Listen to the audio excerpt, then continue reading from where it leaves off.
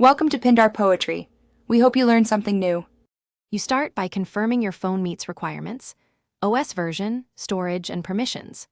Once done, install a trusted auto clicker from the Play Store or sideload a verified APK. Make sure you trust the source. Next, open settings and enable accessibility or screen overlay for the clicker so it can simulate taps.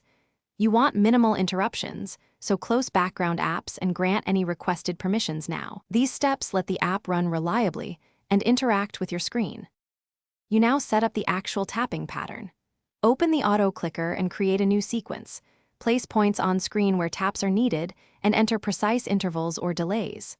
Once done, choose whether to repeat a set number of times or run for a duration. You can pick single tap, double tap, or a swipe action. Make sure to adjust randomness and touch size so actions look human-like. And test a short run to confirm coordinates and timing. Match the app you're automating. You finish by running a full test and watching for errors.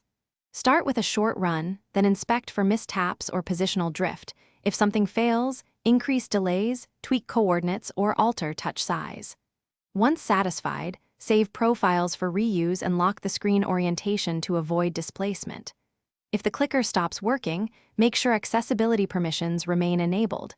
As a key troubleshooting step, reboot the device or reinstall the app to reset permissions and clear any permission-related crashes.